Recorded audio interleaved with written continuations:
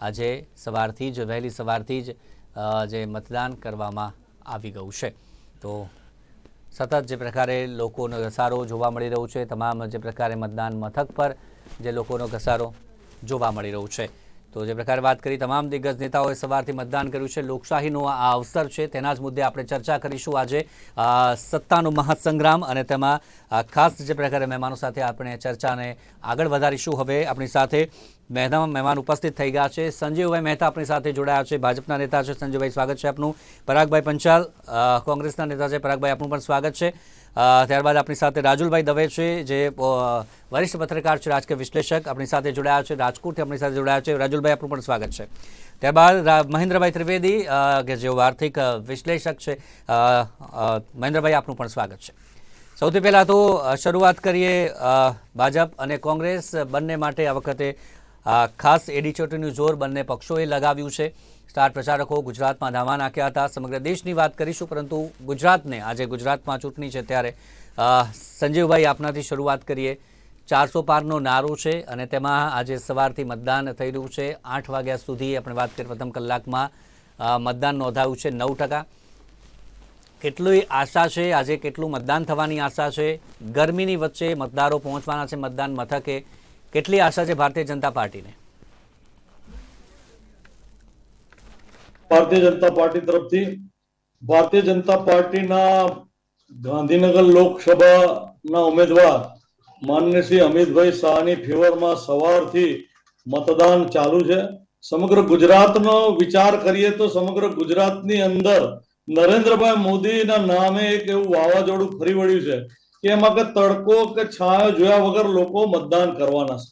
કારણ કે બહુ સીધી વાત છે કે ભાઈ 400 પારનો નારો છે, તો એમ નારો એમને આપ્યો નથી।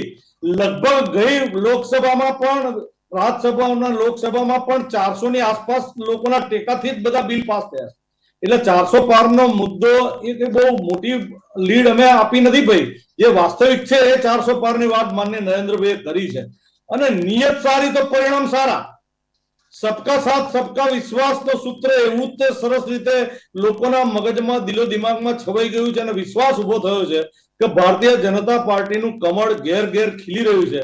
કારણ કે અમુક જગ્યાએ તો કોંગ્રેસમાં કોણ ઉમેદવાર છે એ જ ખબર નથી પડતી, કારણ કે આ લોકોની નિયત બહુ ખરાબ છે। તમે જો નિયમ જો આચાર્ય પ્રમોદ કૃષ્ણમ એમના વર્ષો સુધી 35 વર્ષ સુધી કોંગ્રેસમાં રહ્યા, એ ગુરુએ એવું કીધું કે રાજીવ ગાંધી, રાહુલ ગાંધી એમ કહેતા હતા કે જો કોંગ્રેસની સત્તા આવશે તો જેવી રીતે શાહબાનુ કેસને ઉલટફેર કરીને ફરી મૂળભૂત શરિયાનો કાનૂન લગાવ્યો હતો, એમ રામ મંદિરનું પણ ફરીથી જે ચુકાદો છે ફેરવી તોડશે રાહુલ ગાંધી। અને એ ડર જે છે એ ખોટી વાત છે। 500 વર્ષ સુધી લડાઈ પછી રામ મંદિર, ભવ્ય રામ મંદિરનું નિર્માણ નરેન્દ્રભાઈ મોદીના આશીર્વાદથી થયું છે, ત્યારે લોકો બહુ ખુશ છે અને એને પાછું લઈ જવા માટે જે રાહુલ ગાંધી આની કંપની કામ કરે છે, એ લોકોએ વોટ જેહાદ ચલાવી છે। તમે જુઓ કે આજકાલ પેલા નકલી હિન્દુઓ શરૂઆતની, ત્યારબાદ ચર્ચાને આગળ પણ આપણી પાસે વધારીશું। પરાગભાઈ, 400 પારનો નારો એક તરફ છે, બીજી તરફ કોંગ્રેસ કે જે આ વખતે અમુક બેઠક ઉપર ખાસા એવા જે મજબૂત ઉમેદવારો, જ્યાં સારી એવી ટક્કર પણ છે, અનેક મુદ્દા પણ છે જેને કોંગ્રેસ આ વખતે લાભ લઈ શકે છે। સાથે જ જે સંજીવભાઈ હમણાં જે વાત કરી છે, શું વાત કરશો આપ? આપની પ્રથમ પ્રતિક્રિયા શું હશે? જો સર, આપનું નામ ભૂલી ગયું સર, આપનું નામ શું? જી, શિવમ। શિવમભાઈ, આ જે સંજીવભાઈએ હમણાં કીધું ને, અમે તો કેટલાય ટાઈમથી ડિબેટ્સ કરી રહ્યા છીએ। આ એક એમની એક રેકોર્ડ હોય છે ભારતીય જનતા પાર્ટીની, 400 પારનો નારો। પરંતુ દેશ આજે એવું નથી કે દેશ ભાજપ વર્સિસ કોંગ્રેસ નથી। આ આજની તારીખે એક વ્યક્તિ કે જે હવે સરમુખ હથિયાર બનવા તરફ જઈ રહી છે। આપણે પુટિન બનવા તરફ જઈ રહ્યા છે, જિનપિંગ બનવા તરફ જઈ રહ્યા છે। ભારતીય જનતા પાર્ટી તો છે જ નહીં। ભારતીય જનતા પાર્ટીની જો તમે શાસન ગણતા હોય તો 55 વર્ષ કોંગ્રેસે શાસન કર્યું, 10 વર્ષ નરેન્દ્ર મોદીએ શાસન કર્યું અને આગલા 5 વર્ષ ભારતીય જનતા પાર્ટીએ શાસન કર્યું, જેમાં વડાપ્રધાન વાજપેયી હતા। એને આ લોકો ક્યાંય ગણતા નથી। 400 પારનો નારો એવો છે કે આપણે પેટ્રોલ ડીઝલના ભાવની વાત નથી કરતા। એમનું એવું કહેવું છે કે જો અમારી સરકાર ફરી આવી તો અમે પેટ્રોલ ડીઝલના ભાવ 400 પાર કરી દઈશું અને મોંઘવારી એટલી વધી જશે કે તમારા ઘરની લેડીઝોએ પોતાના મંગળસૂત્ર વેચવાનો વારો આવશે. એમનો કહેવાનો મતલબ એવો છે. એટલે જ તમે જુઓ આજે કે સાઉથના 175 સીટમાં આ લોકોને 0 સીટ મળવા દીધી. કર્ણાટકની વાત કરીએ તો પ્રજ્વાલા રેવન્ના રેડ્ડી એનું જે સેક્સ સ્કેન્ડલ બહાર આવ્યું છે જેના માટે નરેન્દ્ર મોદી વોટ માંગે છે, ત્યાં એ લોકો બાકીની સીટમાં 0 થવા જઈ રહ્યા છે. આ લોકો આવા અનેક દાખલાઓ છે કે ઉજ્જવલા યોજનામાં આટલા કરોડના બાટલા આપ્યા, નલ સે જલ યોજનામાં આટલા કનેક્શન આપ્યા, શૌચાલયો આટલા બનાવ્યા. મારું કેવું એમ છે કે જેમ આંકડા જે પ્રમાણિત સંસ્થાઓ CMI બહાર પાડતી હોય છે કે આટલા ટકા બેરોજગારી છે, આટલા ટકા વિમેન્સ માટે આ છે, NSSO ના આંકડા બહાર પડતા હોય છે, કેગના રિપોર્ટ બહાર પડતા હોય છે, આવા કોઈ આંકડાઓ જે પ્રધાનમંત્રી ને ભારતીય જનતા પાર્ટીના પ્રવક્તાઓને એમની સોકોલ્ડ જે ફેક યુનિવર્સિટી છે, વોટ્સએપ યુનિવર્સિટી, એ બધા આંકડા બહાર પાડતી હોય છે, એને કોઈ પ્રમાણિતતા ખરી એમની? એ જો કે બધું માની લેવાનું, દલા તડવાણીની વાળી જેમ લવ. એટલે આ બધી ફેક વસ્તુ છે. આજે મારી વાત સાંભળો, લાસ્ટમાં કે આ સંવિધાન બચાવવા માટેની લડાઈ છે, ભાજપ કોંગ્રેસની લડાઈ નથી. ભાજપ નરેન્દ્ર મોદી વિરુદ્ધ સંવિધાન બચાવવા માટે બાકીના પક્ષોની દેશની લડાઈ છે. રાજુલભાઈ, કોંગ્રેસની દ્રષ્ટિએ આપણે વાત કરીએ તો જે મુદ્દા તો ચોક્કસથી જનતા સુધી લઈ જતી હોય છે, તમામ જે મુદ્દા, એક તરફ ભારતીય જનતા પાર્ટી દેશના વિકાસની આપણે વાત કરીએ કે પછી વિશ્વ સ્તરે દેશને લઈ જવાની વાત કરીએ, વિશ્વ સ્તરે દેશની નામનાની વાત કરીએ, તેની વાત કરતી હોય છે ભારતીય જનતા પાર્ટી. બીજી તરફ કોંગ્રેસ કે જે દેશની અંદરના મુદ્દા, જે મોંઘવારી હોય છે, બેરોજગારી છે, જે પ્રકારે સંવિધાન બચાવવાની વાત અત્યારે કરી છે, આ તમામ મુદ્દા જનતા સાથે લઈને જઈ રહી છે. મુદ્દાની દ્રષ્ટિએ આ વખતે જનતા કોનો સાથ આપશે? પુનરાવર્તન થશે 2014-2019નું કે પછી આ વખતે પરિવર્તન જે થઈ શકશે કે પછી અમુક બેઠક ઉપર ભારતીય જનતા પાર્ટીને ભારે પડશે? નમસ્કાર શિવમભાઈ, નિર્માણ ન્યૂઝના માધ્યમથી હું આપને કહેવા માંગુ કે આપણે કોઈ જ્યોતિષીય નથી. શું થશે કહી ન શકાય, પણ લોકોનો મૂડમાં થોડું સ્વિંગ આવ્યું છે એટલું આપણે ચોક્કસ કહી શકીએ. અને ભાજપના આપણા મિત્રે જે હમણાં વાત કરી કે રાહુલ ગાંધી એવું બોલ્યા છે કે અમે રામ મંદિરનો ચુકાદો ઉલટાવીશું. હવે આવી કોઈ નિવેદન, આવી કોઈ વાત એક પણ અખબારમાં કે સોશિયલ મીડિયામાં અમે સાંભળી નથી. હું આ કે તે પક્ષની વાત નથી કરતો. શાહબાનુ કેસનો જે આખો ચુકાદો ઉલટાવવામાં આવ્યો એને 40 વર્ષ થઈ ગયા. અને કોંગ્રેસે જે નેતા દ્વારા વાત કરવામાં આવી છે, તેમનું જે કહેવું છે, અન્ય એક નેતા છે તેમના દ્વારા વાત કરવામાં આવી છે કે જો આ થશે તો આવું થશે. પણ ચુકાદો કઈ રીતે ઉલટાવાય? પણ રામ મંદિરનો ચુકાદો ઉલટાવાય ખરો? એવી રીતે કોર્ટના ચુકાદા ઉલટાવાતા હશે? કહેવા વાળા બી સાંભળવા વાળા. તમે લોકો સંવિધાનમાં ક્યાં માનો છો? તમે શાહબાનુ કેસને તમારે સંવિધાનની વાત જ ના કરવી. તમારે સંવિધાનને કઈ લાગે વળગતું જ નથી ભાઈ. રાજુલભાઈની વાત સાંભળી લઈએ પહેલા. રાજુલભાઈની વાત સાંભળી. રાજુલભાઈ, એ મુદ્દે શું કહેશો? જો એવી વાત કરી પણ હોય જે કોઈ નેતાએ કે આ ચુકાદો પલટાઈ નાખશે, એવું કઈ રીતે બની શકે? ઓબીસી એસટી કોણે કીધું? તમારા મોટા એક મિનિટ રાજુલભાઈ પાસે પ્રતિક્રિયા લઈ લઈએ. આપની પાસે વારો આવી ગયો છે. જી, બંને એક મિનિટ અન્ય નેતાઓ છે. જી ચોક્કસ. આપણે આ રીતે નહીં મહેમાન પણ સંજીવભાઈ પરાગભાઈ પ્લીઝ શાંત, પ્લીઝ. અત્યારે અન્ય નેતાઓ પાસે મારે જે પ્રકારે વાતચીત કરવાની છે, પરંતુ આપણી પાસે રાજકીય વિશ્લેષક પણ ઉપસ્થિત છે. રાજુભાઈનો વારો છે, પછી આવું આપણી પાસે. સંજીવભાઈ આપણી પાસે આવું હમણાં. પરાગભાઈ હમણાં આવું આપણી પાસે. જી રાજુભાઈ આપની વાત પૂરી કરો. જે કે રામ મંદિરનો ચુકાદો ઉલટાવવો એ શક્ય જ વસ્તુ નથી. અને અત્યારના સમયમાં એ કોઈ રીતે શક્ય જ ન બને. રામ મંદિરનો ચુકાદો હોય, કલમ 370 હોય, એ બધી એક દેશ હિતની વાત છે, એ ઉલટાવવી શક્ય ન બને. મેં આપને પહેલા કહ્યું એમ શાહબાનુ કેસનો ચુકાદો જ્યારે ઉલટાવવામાં આવ્યો એને આજે 40 વર્ષ થઈ ગયા અને કોંગ્રેસે એના ફળ ભોગવ્યા પણ છે. હવે આજે કોંગ્રેસમાં આખી નવી નેતાગીરી આવી ગઈ છે, જેમ ભાજપમાં નવી નેતાગીરી આવી ગઈ છે એ જ રીતે અને રામ મંદિરનો ચુકાદો ઉલટાવવાની વાત શક્ય નથી એવી બધી ચર્ચાઓ કરવી પણ અત્યારે અસ્થાને છે, અસંગત વાતો છે. આવી અસંગત વાતો કરીને આ ચૂંટણી પ્રચારને એક આખી જુદી દિશામાં લઈ જવામાં આવ્યો છે, લોકોનું માનસ ભટકાવવામાં આવ્યું છે. હું સ્પષ્ટપણે માનું છું. મારું વાત કહેવાનું એ છે કે જે રીતે અત્યારે ગુજરાતમાં મતદાનની ટકાવારી થઈ રહી છે એના ઉપર આપણે આવીએ તો આપે જ કહ્યું એમ પહેલા 2 કલાકમાં અંદાજે 11% જેવું મતદાન થયું છે. હું માનું છું કે સાંજે બપોરના 1 થી 5 સુધીમાં 4 સુધીમાં મતદાનની ટકાવારી ઘણી ઓછી, પણ સાંજે 6 સુધીમાં 60% मतदान आपे आशा राखी શકીએ। जी ચોક્કસથી 24 चुनाव के तीसरे चरण का दिन है। मैं देश भर के सभी मतदाताओं को और गुजरात के मतदाताओं को भी मन से विनती करना चाहता हूं कि बढ़ चढ़कर लोकतंत्र के इस महोत्सव में हिस्सा ले। स्थिर सरकार, सुरक्षित देश, समृद्ध देश, गरीब कल्याण और भारत गौरव को समर्पित एक सरकार चुनिए।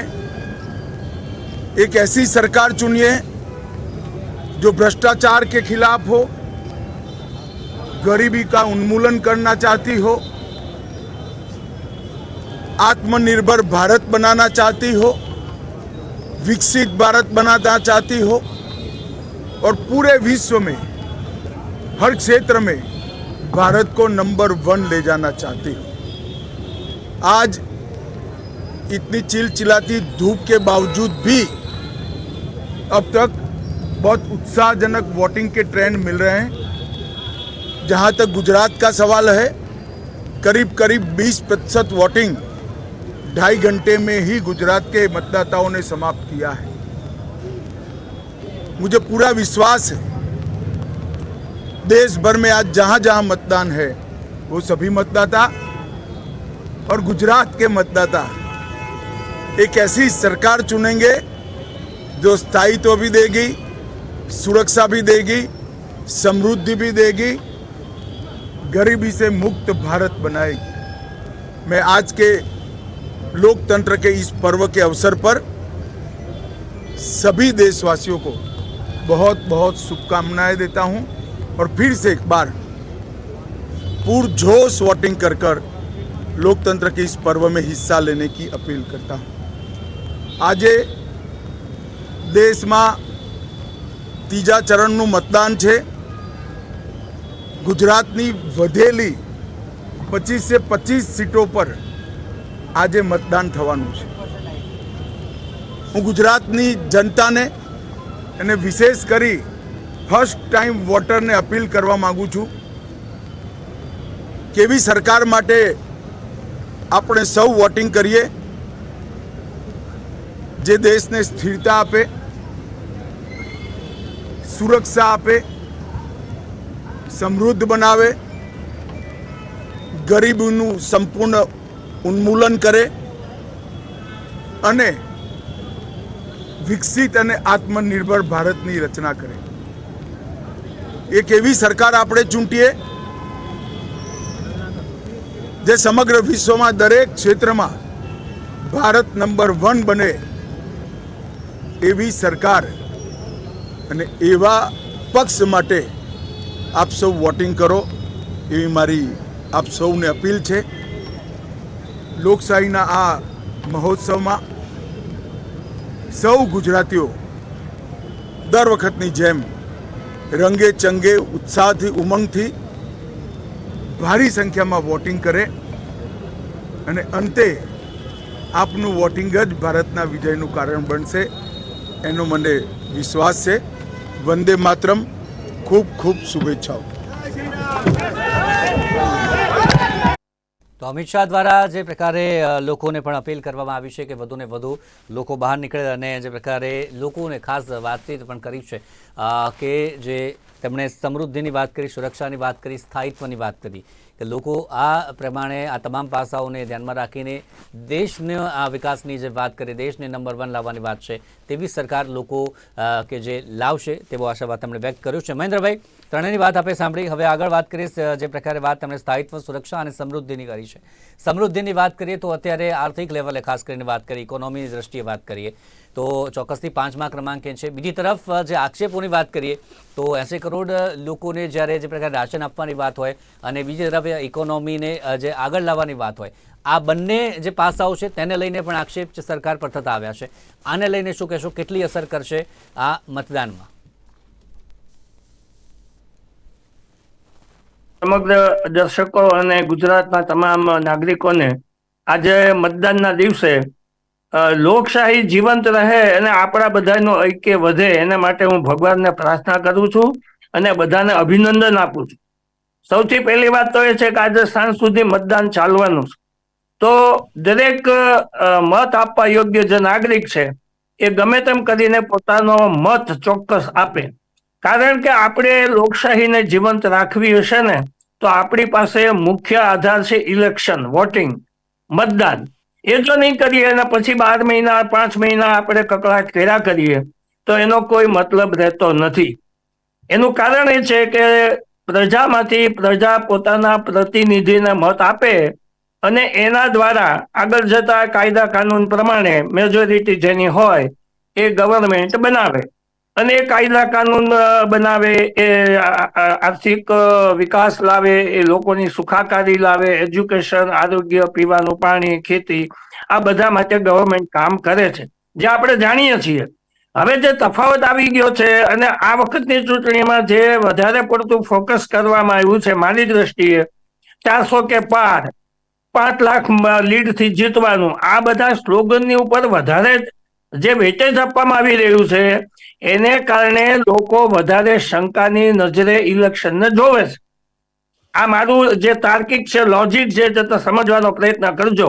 તમે કામ સારું કરતા જ હો, તમે દેશ માટે કરતા હો, લોકો માટે કરતા હો, તો તમારે મિનિમમ રોડ શો, મિનિમમ સભા કરો તો પણ તમે જંગી બહુમતીથી આવી શકો છો.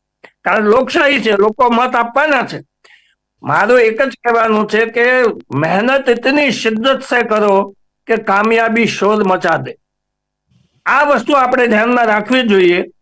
અને આર્થિક બાબતોની વાત છે ત્યાં સુધી કેન્દ્રમાં મોદી સાહેબની સરકાર આવ્યા પછી એણે ઘણા મોટા ફેરફાર કર્યા છે.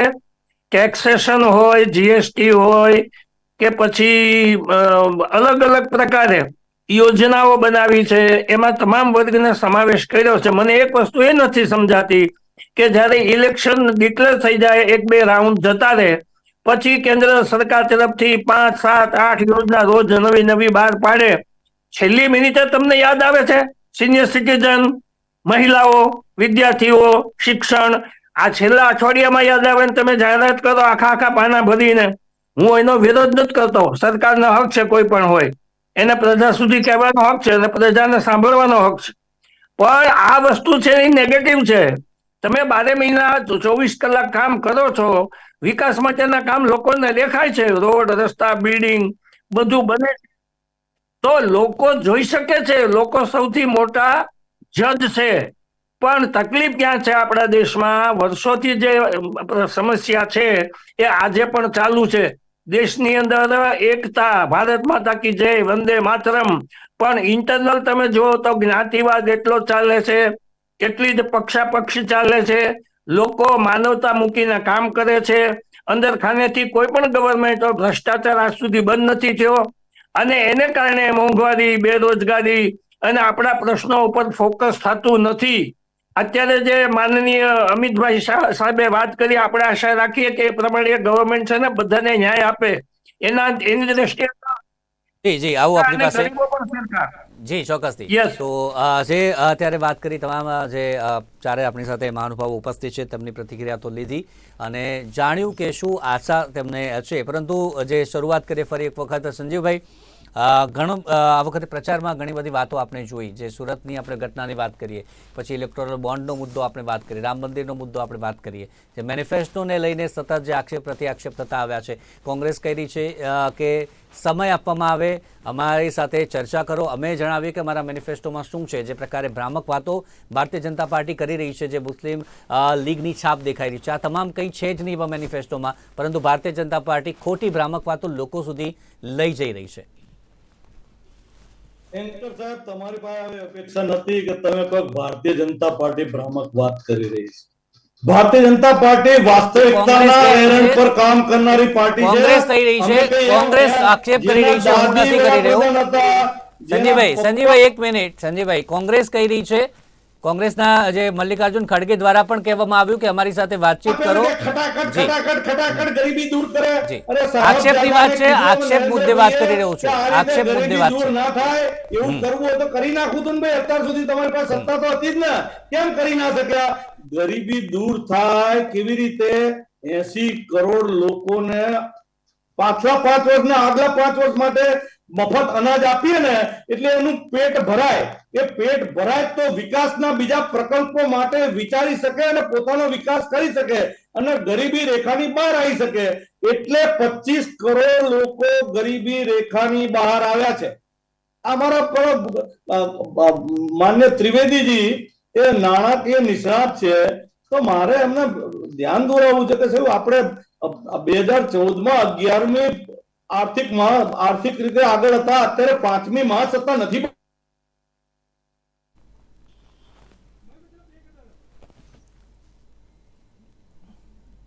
જી સંજીવભાઈ, આપનો વાત નથી આવી રહ્યો. આપણી સાથે ફરીથી જે પ્રકારે આગળ કોશિશ કરીશું જોડાવાની, તો ચર્ચાને આપણે આગળ વધારીશું. પરંતુ હાલ વલસાડથી જે મહત્વના સમાચાર આવી રહ્યા છે, વલસાડની આપણે અત્યારે વાત કરીએ. વલસાડથી જે પ્રકારે જે મતદાન અત્યારે થઈ રહ્યું છે, તેમાં વલસાડમાં પણ જે પૂરજોશમાં મતદાન અત્યારે દેખાઈ રહ્યું છે. લોકોમાં ઉત્સાહ કે જે ચોક્કસથી દેખાઈ રહ્યું છે. મતદારોની વાત કરીએ તો તેમનામાં પણ એક અનેરો ઉત્સાહ કે જે દેખાઈ રહ્યું છે. વહેલી સવારથી લોકોની જે ભીડ છે તે ખાસ કરીને અત્યારે દેખાઈ રહી છે. મતદાન મથકો પર તમામ જે પ્રકારે લોકો છે તે ઉમટી રહ્યા છે. મોટા પ્રમાણમાં જે લોકો કે જે ઉમટી રહ્યા છે. હાલ દ્રશ્યોમાં જે પ્રકારે જોઈ રહ્યા છો આપ, કે જે લાઈનો અત્યારથી જ અત્યારે હજી પણ જોવા મળી રહી છે. વહેલી સવારની આપણે વાત કરીએ તો ત્યાં જે પ્રકારે હાલ જે દ્રશ્યો નજરે પડી રહ્યા છે અને લોકોમાં પણ ઉત્સાહ ચોક્કસથી દેખાઈ રહ્યું છે. વધુને વધુ મતદાન થાય તે પ્રકારે ખાસ તૈયારીઓ ચૂંટણી પંચ દ્વારા પણ કરવામાં આવી છે અને તે જ દિશામાં અત્યારે હાલ આજે દ્રશ્યો જોઈ રહ્યા છો કે જે ગરમી ચોક્કસથી વધુને વધુ થઈ રહી છે. જેમ સમય જશે તેમ તેમ ગરમીનું પ્રમાણ પણ જે પ્રકારે વધશે, 40-42 ડિગ્રીને પણ પાર કરવાનું છે. અમદાવાદ સહિતના અનેક જે જિલ્લાઓની આપણે વાત કરીએ તો ત્યાં પણ જે 40 ડિગ્રી પાર જવાનું છે, પરંતુ તે ગરમીની વચ્ચે પણ રાજકીય ગરમાવો કે જે વધુ જોવા મળી રહ્યું છે અને આ ગરમીની વચ્ચે પણ લોકો કેવી રીતે બહાર આવે, વોટિંગ કરવા માટે જે પ્રકારે કેવી રીતે બહાર આવે, તે તમામ બાબતને લઈને ચોક્કસથી જે પ્રકારે તમામ જે વાત અત્યારે થઈ રહી છે. પરંતુ તમામ જે પ્રકારે ચર્ચાઓમાં આપણે આગળ વાત કરીએ તો ખાસ કરીને તમામ જે મતદારો છે જે પ્રકારે ખાસ મોટા પ્રમાણમાં અત્યારે ઉમટી રહ્યા છે. જે વલસાડની ખાસ કરીને આપણે વાત કરીએ તો વલસાડમાં હાલ આજે મત આપવા માટે લોકોની જે પ્રકારે તમામ જે ભીડ જોવા મળી રહી છે. તો જે પ્રકારે વલસાડની ચોક્કસથી આપણે ચર્ચા કરી, આગળ પણ જે તમામ નેતાઓ જે આપી રહ્યા છે વોટ તેની પણ માહિતી સતત અપડેટ આપની સાથે આપતા રહીશું. હાલ મહેમાન સાથે આપણે ચર્ચાને આગળ વધારીએ. જે સંજીવભાઈએ જે પ્રકારે ઘણી બધી વાત કરી છે, પરંતુ હાલ પરાગભાઈ આવો આપની પાસે. લોકસભાના ઇલેક્શનને લઈને આજે મતદાન થવા જઈ રહ્યું છે. 7ના ટકોરે મોટી સંખ્યામાં લોકો ઉત્સાહભેર લોકશાહી પર્વની ઉજવણી કરી રહ્યા. આપ સીધા દ્રશ્યો જોઈ રહ્યા છે. વલસાડ જિલ્લાની વાત કરવામાં આવે તો વલસાડમાં જે રીતે મતદાન થઈ રહ્યું છે, વહેલી સવારથી લોકોની લાંબી લાઈનો જોવા મળી રહી છે. શાંતિપૂર્ણ વાતાવરણમાં મતદાન થઈ રહ્યું છે. લોકોમાં ઉત્સાહ જોવા મળી રહ્યો છે. મહત્વની વાત એ છે કે વલસાડની બેઠકની વાત કરવામાં આવે તો દક્ષિણ ગુજરાતની વલસાડ લોકસભા બેઠક એ એસટી અનામત બેઠક છે. આ બેઠક માટે એવી માન્યતા રહી છે કે અહીં જે પક્ષ જીતે છે તેની કેન્દ્રમાં સરકાર બને છે. અહીંથી કોંગ્રેસ તેમના વર્તમાન વાંસદાના ધારાસભ્ય અને આદિવાસી નેતા અનંત પટેલને ઉમેદવાર તરીકે નોંધાવવામાં આવ્યા છે. મહત્વનું છે, ભાજપ અહીંથી નવા ચહેરા ધવલ પટેલને ટિકિટ આપવામાં આવી છે અને તેમને કહી શકાય કે તેઓએ ઉમેદવારી નોંધાવી છે. મહત્વની વાત છે કે હાલ તો બંને પક્ષોના તમામ નેતાઓનું ભાવિ આજે નક્કી થવાનું છે, ત્યારે કહી શકાય કે મોટી સંખ્યામાં મહિલાઓમાં પણ મતદાનને લઈને ઉત્સાહ જોવા મળી રહ્યો છે. આ સીધા દ્રશ્યો જોઈ રહ્યા છે વલસાડના ગ્રામ્ય વિસ્તારના કહી શકાય કે મતદાન બૂથના નજારો છે. કહી શકાય કે જે રીતે વાતાવરણ જોવા મળી રહ્યું છે, શાંતિપૂર્ણ માહોલમાં સુસ્ત પોલીસ બંદોબસ્ત વચ્ચે મહિલાઓમાં પણ અનેરો ઉત્સાહ જોવા મળી રહ્યો છે. આજે પોતાના કહી શકાય કે કિંમતી મતદાન કરવું એ લોકશાહીનો પર્વ કહેવાય છે. લોકશાહીની પર્વની ઉજવણી કરવા માટે પણ વહેલી સવારથી જ મહિલાઓ મતદાન બૂથ ઉપર પહોંચી ગયા છે અને તેમનું મતદાન પોતાના પસંદગી ઉમેદવારને મતદાન આપી અને કહી શકાય કે તેમના ચહેરા ઉપર પણ ખુશીની લહેર જોવા મળી છે. આપણે તેમની સાથે જ વાત કરીશું. શું માનવું છે, લોકસભાની આજે મતદાન થઈ રહ્યું છે, કેવો ઉત્સાહ છે, શું કહીશું? ઉત્સાહ તો દેખાય છે, બહુ સરસ ઓપનિંગ થયું છે અને wishing the winning party all the best. May the winning party come. Thank you. અન્ય લોકોને શું એક અપીલ કરીશું મતદાનને લઈને? મતદાન ચોક્કસ કરજો. મતદાન આપણો હક છે, એના માટે તમારે જરા પણ કંઈ એવોઇડ કરવાની જરૂર નથી. મતદાન માટે તમે ચોક્કસ ઉજવાઈ શું કહીએ, તમે સેલિબ્રેશન કરશો તો પણ હું સાચું કહું એટલે બહુ ફાઇન લાગશે અને તમારે મનનો ઉત્સાહ તમારો વધારે દેખાશે, કારણ કે આ મતદાન જેવો તમારે બીજો કોઈ તમારે ઉત્સાહ નહીં અહીંયા અત્યારે. આટલા વખતથી એડવર્ટાઇઝિંગ અને બધું ચાલે છે, પણ છેલ્લે આપણું નક્કી કરીએ કે કોણ સારો માણસ છે, એના માટે આપણે મતદાન કરવાનું છે. એટલું બસ ખાલી ધ્યાનમાં રાખજો. સ્વતંત્રતા, ગણતંત્રતા એ બધું પછી, પણ મતદાન પહેલાં. વાત કરવામાં આવે તો મહિલાઓ દ્વારા ઉત્સાહ જોવા મળી છે. વહેલી સવારથી મહિલાઓ દ્વારા પોતાના કિંમતી ઉમેદવારને મતદાન આપવામાં આવ્યું હતું અને પોતાએ ઉત્સાહ પણ દર્શાવ્યો છે. આપ શું કહેવા માગશો? એક મતદાન કરવા આવ્યા છે, કેવો ઉત્સાહ છે? ઉત્સાહ મેં જોયો છે કે અમે તો ડ્યુટીમાં અહીંયા આવ્યા છે, પણ 7 વાગ્યાથી સિનિયર સિટીઝનો, યંગસ્ટર્સ પહેલાં પણ સિનિયર સિટીઝનો આવ્યા છે 7 વાગ્યામાં તૈયાર થઈને, એટલે ઉત્સાહ તો દેખાઈ રહ્યો છે. અને આપણી ડેમોક્રેસીનું આ સૌથી મોટો તહેવાર છે, એટલે હું તો બધાને જ અપીલ કરીશ કે મતદાન જરૂર ને જરૂર કરશો. અને અહીંયા બધી જ તરફની સગવડ છે, કોઈને કોઈ પણ જાતની ચાલવાની એમ તકલીફ હોય, બધી જ જાતની સગવડ સરસ રીતે આયોજન કરેલું છે.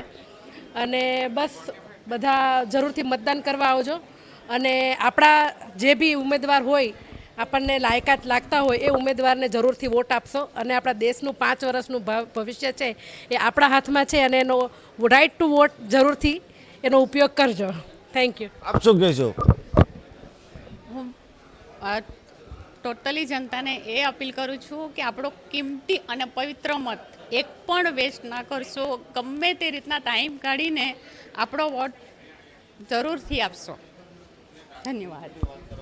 મોટી સંખ્યામાં વહેલી સવારથી મતદાતાઓમાં ઉત્સાહ જોવા મળી રહ્યા. સીધા દ્રશ્યો વલસાડ શહેરના મતદાન બૂથ ઉપરના જોઈ રહ્યા છો. વહેલી સવારથી 7ના ટકોરીથી મોટી સંખ્યામાં સિનિયર સિટીઝનથી સહિત અન્ય લોકોની હાજરી મતદાન મથક પર જોવા મળે છે. મહત્વની વાત છે કે લોકસભાની ચૂંટણી લઈને તમામ પક્ષો દ્વારા એટીજોટીનું જોર લગાડીને કહી શકાય કે પ્રચાર કરવામાં આવ્યો હતો, પરંતુ ગુજરાતની 24 બેઠક પર લોકસભા બેઠકમાં વલસાડની બેઠકની વાત કરવામાં આવે તો આ બેઠક પરનો ઇતિહાસ દિલ્હીની ગાદી સાથે સંકળાયેલો છે. એવું કહેવામાં આવે છે કે વલસાડ લોકસભા બેઠક જે જીતે છે તે દેશ પર રાજ કરે છે, ત્યારે આ બેઠક પર ચૂંટણીમાં ઇતિહાસ બદલાશે કે ઇતિહાસ યથાવત રહેશે તે તો હાલ જ નક્કી થશે. હાલ તો બંને ઉમેદવાર કહી શકાય કે આ બેઠક પર 8થી વધુ ઉમેદવાર અપક્ષ સહિત કોંગ્રેસ અને ભાજપના ઉમેદવારે કહી શકાય કે આજે ભાવિ નક્કી થવાનું છે. આજ તો મોટી સંખ્યામાં લોકો મતદાન કરવા પહોંચી રહ્યા છે. સમીકરણની વાત કરવામાં આવે તો આ બેઠક પર સૌથી વધુ મતદાતાઓ આદિવાસી વિસ્તારના લોકો મતદાન કરીને પોતાના પસંદગી ઉમેદવારને મતદાન આપતા હોય છે. કહી શકાય કે હવે આદિવાસીના લોકો કોને જીતાડે છે તે તો કહી શકાય કે પરિણામ બાદ જ માલુમ પડશે, પરંતુ જે રીતે વહેલી સવારથી સિનિયર સિટીઝનથી માંડી યુવાનોમાં પણ વહેલી સવારથી ઉત્સાહ જોવા મળી રહ્યો છે. આપણી સાથે છે એક યુવાન, તેમની સાથે જ વાત કરીશું. શું માનવું છે, આજે તમે મતદાન કરવા આવ્યા છો, કેવો ઉત્સાહ?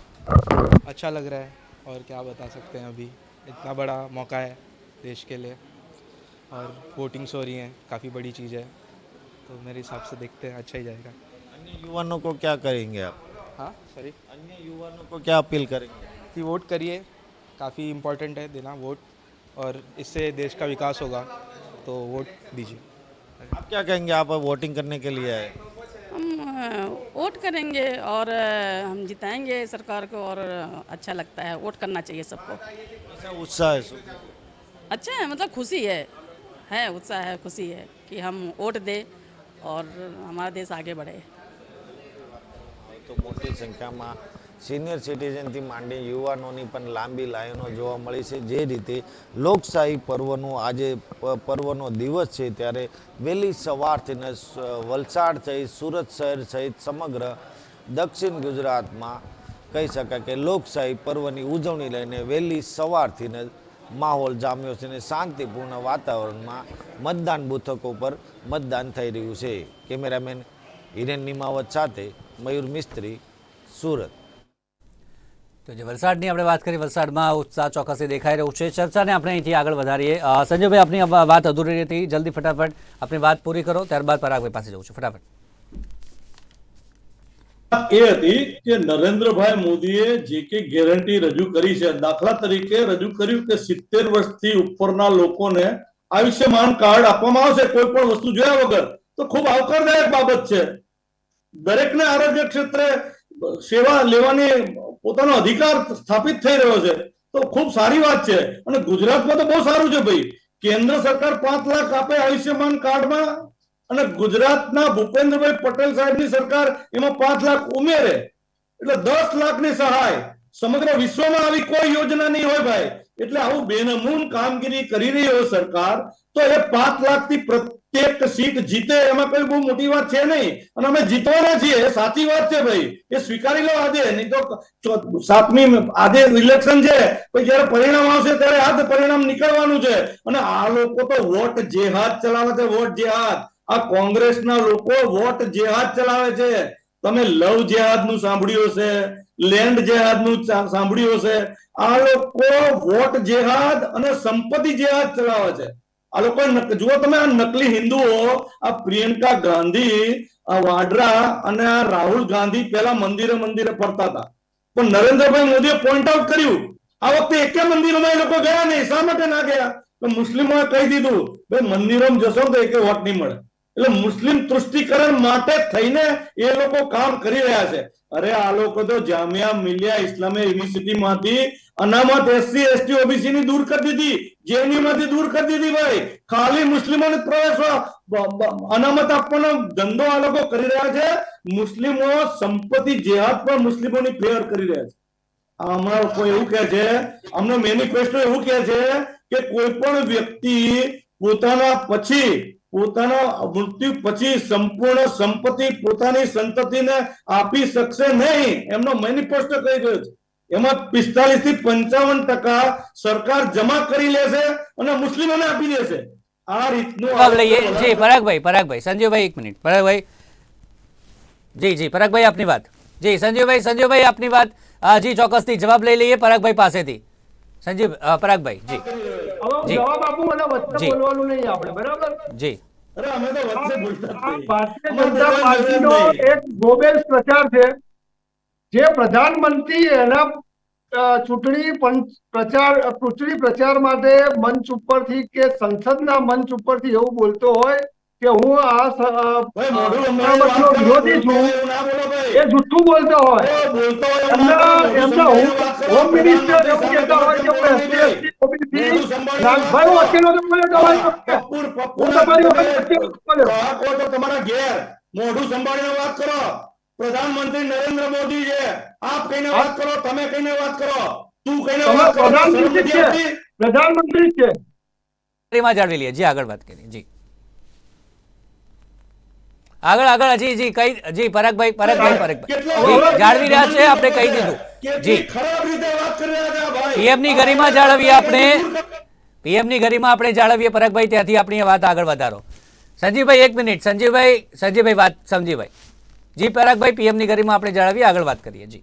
હા, પ્રધાનમંત્રી શ્રી મોદીની આપણે વાત કરીએ તો એમણે હંમેશા એમના ભાષણમાં પહેલા દિવસથી 15,329 પાનાનો ઐતિહાસિક ચૂંટણી ઢંઢેરો જે કોંગ્રેસનો છે, આટલા શબ્દોનો ઢંઢેરો છે, 15,319 શબ્દોમાં ક્યાંય મુસ્લિમ લીગ શબ્દ નથી, ક્યાંય મટન નથી, ક્યાંય મછલી નથી, ક્યાંય મુસ્લિમ શહેજાદા નથી. છતાં બી આ પ્રકારના આરોપો પ્રધાનમંત્રી લેવલના માણસ આટલા મોટા જે વિશ્વગુરુ છે પોતાની જાતને કેવડાવે છે એ જુઠ્ઠું ચલાવી રહ્યા છે. અને એ જુઠ્ઠાણું આ ભારતીય જનતા પાર્ટીના દરેક પ્રવક્તાઓ બી ચલાવી રહ્યા છે. હવે હું ઇકોનોમીથી તમને વાત કરું કે 2004માં જ્યારે વાજપેયી જોડેથી સત્તા લેવામાં આવી યુપીએ સરકારની, ત્યારે દેશમાં ભારતનો ઇકોનોમીમાં 44મો નંબર હતો, એનો 7મો નંબર આવ્યો.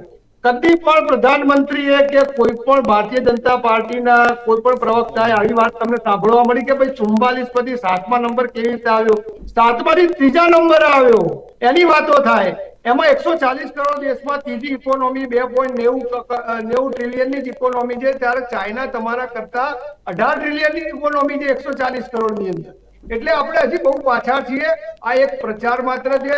80 કરોડ લોકો ફક્ત અનાજ ખાય, પણ 80 કરોડ લોકોને આપણે એવી યોજનાઓને આપી શકીએ કે જે મુખ્ય ધારામાં એ લોકોનું આર્થિક સશક્તિકરણ થાય અને દેશના યોગદાનમાં એ લોકો ન્યાય આપી શકે. એ માટે 5 જેટલી ન્યાય કોંગ્રેસ પાર્ટી લઈ આવી છે. એમાં યુવા ન્યાય છે, શ્રમિક ન્યાય છે, એવા 5 જેટલા ન્યાય યોજનાઓ છે ને 25 ગેરંટી છે.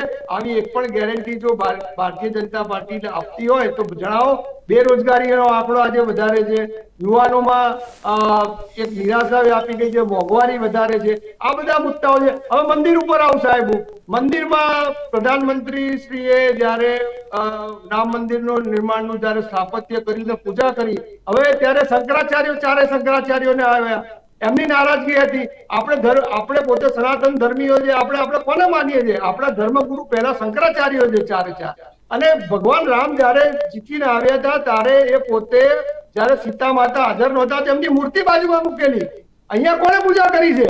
તો આ બધું અપમાન નથી? આ શું વિધિ પ્રમાણે પૂજા થઈ છે? માટે શંકરાચાર્ય નહોતા, માટે કોંગ્રેસ પાર્ટી નહોતી ગઈ. વચ્ચે નહીં બોલવાનું ભાઈ. એક મિનિટ જી આગળ વધીએ.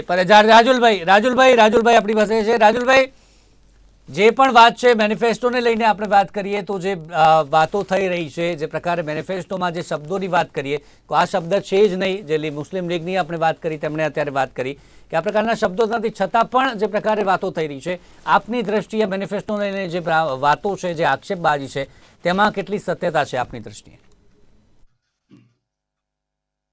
આ બંને મિત્રો આપણા ભાજપના અને કોંગ્રેસના જે આક્ષેપબાજી કરી રહ્યા છે એમાં સત્યતા કેટલી તો એ લોકોએ પૂછવું જોઈએ એકબીજાને. મુસ્લિમ તુષ્ટિકરણની વાત છે, એ વાત ચવાઈ ગયેલી વાત છે. અને આ કે તે પક્ષ, ગમે તે પક્ષ મુસ્લિમ તુષ્ટિકરણ કરતો જ રહ્યો છે. આપણે કોઈના નામ દેવાની જરૂર નથી. અને મુસ્લિમ તુષ્ટિકરણનો મુદ્દો અત્યારે આ એક ધ્રુવીકરણના ભાગ રૂપે જોવામાં આવી રહ્યો છે.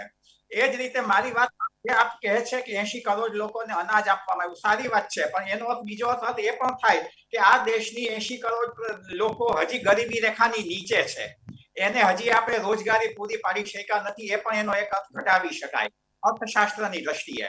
ત્યારે મારું એમ કહેવું છે કે જો આટલા બધા સારા કામ થયા છે, નથી થયા એવું કહેવાનો કોઈ મારો હેતુ નથી. ચોક્કસ સારા કામો થયા છે, ઘણા સારા કામો થયા છે. અને ભારત જો વિશ્વમાં 5મી અર્થસત્તા બનવાનું હોય તો એ માત્ર સરકારને કારણે નહીં, ભારતના લોકોની મહેનતને કારણે, ભારતના લોકોના પુરુષાર્થને પણ એમાં બહુ જ મહત્વનો હિસ્સો રહેવાનો છે. એ આપણે જોવું જોઈએ. સાથે સાથે એક વાત શિવમભાઈ એ પણ છે જે હું આપના માધ્યમથી કહેવા માંગુ છું કે બેરોજગારીનો પ્રમાણ ઘણું બધું વધ્યું છે. આર્થિક અસમાનતામાં આપણે અર્થતંત્રમાં કેટલામું આવે છે જવા દો. આર્થિક અસમાનતામાં ભારત આજે વિશ્વમાં બીજા કે ત્રીજા નંબરે આવી ગયું છે કે જ્યાં 70% સંપત્તિ માત્ર 10% લોકોના હાથમાં કેન્દ્રિત થઈ ગઈ છે. આ વાત આપણે કેમ ભૂલી શકીએ છીએ જે બધું છેલ્લા 10 વર્ષમાં બન્યું છે. કોઈ એક ની આપણે ટીકા નથી કરવી, એક બીજા પક્ષો ઉપર આપણે આક્ષેપો નથી કરવા. જે વાત મુદ્દાની જે છે એ આપણે આ છે. આક્ષેપો રાજકીય નેતાઓ ભલે કહી રાખે, તો આપણે એક લેમેન તરીકે આપણે જોઈએ તો અત્યારે પરિસ્થિતિ આ છે. બેરોજગારી વધી છે અને ભ્રષ્ટાચારના તો ઉદાહરણો એક જગ્યાએ વાંચવા મળે છે. આખી સરકારી ઓફિસો ખોટી ઉભી થઈ જાય છે, સરકારી અધિકારીઓ ખોટા ઉભા થઈ જાય છે. ડબલ ટોલ નાકા અમારે સૌરાષ્ટ્રમાં થાય છે, ગેરકાયદે ટોલ નાકા. હવે આનાથી વધારે ભ્રષ્ટાચાર નાબૂદ થયો છે એમ આપણે કઈ રીતે કહી શકીએ? એટલે આ બધી વાતો લોકોના મગજમાં છે. આપણે આશા રાખીએ કે લોકો પણ આ બધી જ વાતો સમજતા હશે, સ્વીકારતા હશે, જોતા હશે, કારણ કે ભારતની પ્રજામાં કોઠાસૂઝ ઘણી બધી છે અને એ જ લોકશાહીને ટકાવવા માટેનું સૌથી મોટું પરિબળ છે. હું માનું છું કે આજે સાંજે 6 વાગ્યા સુધીમાં 60% મતદાન ગુજરાતમાં થાય તો એમાં આશ્ચર્ય પામવા જેવું નહીં લાગે. એ કયા પક્ષમાં જાય છે, કોને એનો ફાયદો થાય છે, કોને નથી થતો, એ તો 4 જૂને ખબર પડશે. મેં શરૂઆતમાં જ વાર્તાલાપમાં કહ્યું આપણે કોઈ જ્યોતિષ નથી, પણ લોકો પોતાના મતાધિકારનો મહત્તમ ઉપયોગ કરે અને લોકોને રોજે રોજ પીડતી જે સમસ્યાઓ છે એને નજર સામે રાખીને મતદાન કરે. એ આજના સમયની, આજના દિવસની તાતી જરૂરિયાત છે. વાત કરી અત્યારે બીજી તરફ ઇકોનોમીની વાત કરી. આપ આ બંને આક્ષેપોને કઈ રીતે જોઈ રહ્યા છો? કારણ કે બંને તરફ વાત થઈ રહી છે. કોંગ્રેસ પોતાનો પક્ષ આમાં મૂકી રહી છે, ભારતીય જનતા પાર્ટી પોતાની આમાં વાત કરી રહી છે. શિવમભાઈ, પહેલી વાત તો એ છે કે આજે મતદાનનો દિવસ છે, આજે ઇલેક્શન ચાલુ છે અને આજે જયારે આપણે કોઈ ડિબેટ કરતા હોઈએ ત્યારે કમસે કમ દરેક પાર્ટીના પ્રવક્તા એને બહુ જ વ્યવસ્થિત રીતે વાત કરવી જોઈએ. એઝ અ સિટીઝન, નાગરિક તરીકે મને પેન થાય છે કે સાલી આપણી લોકશાહી આ રીતે જ જતી રહેશે. અંદર મોટી આપણે આદર્શની વાતો કરવામાં ક્યાંય બાકી નથી રાખતા, કડવી વાસ્તવિકતાને જોતા જ નથી, બાજુમાં રાખી દઈએ છીએ. હું નથી કોંગ્રેસનો, હું નથી ભાજપનો, હું ભારતીય છું. એટલે મને એમ થાય કે મારે આમાં મારું યોગદાન આપવું જોઈએ, મારી આગળ જે જાણકારી છે કેવી જોઈએ.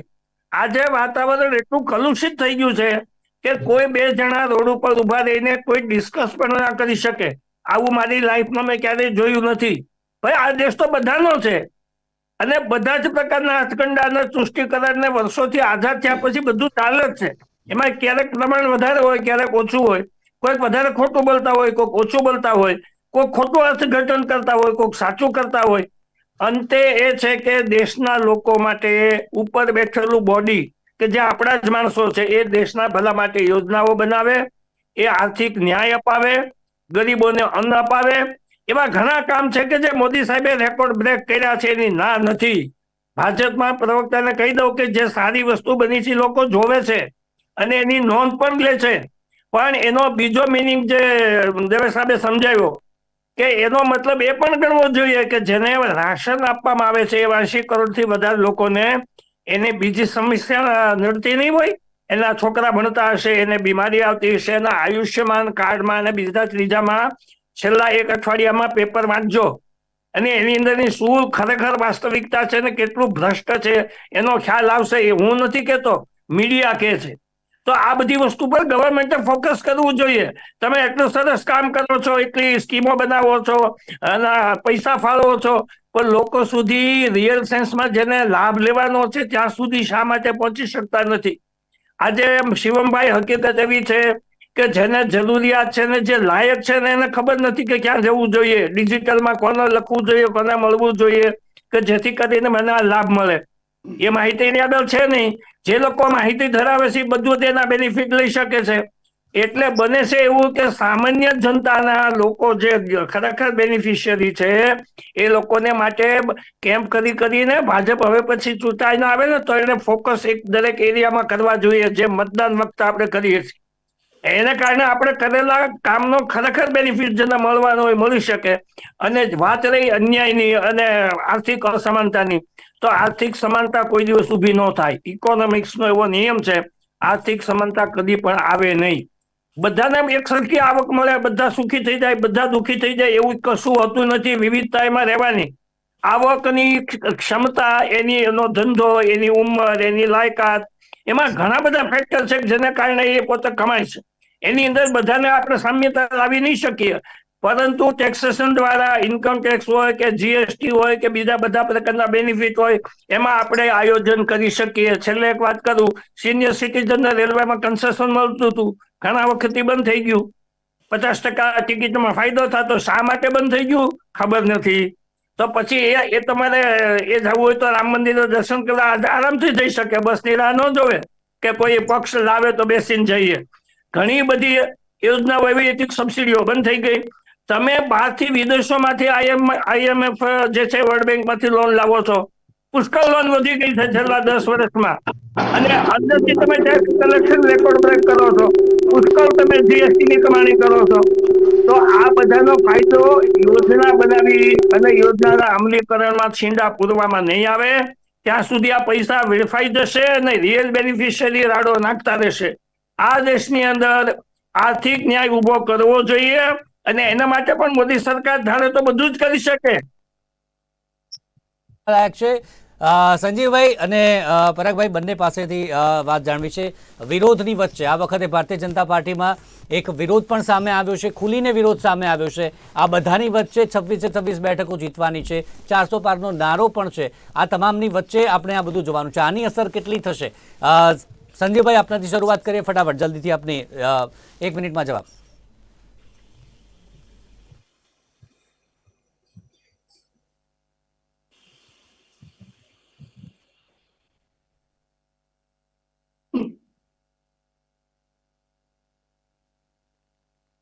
કરજો.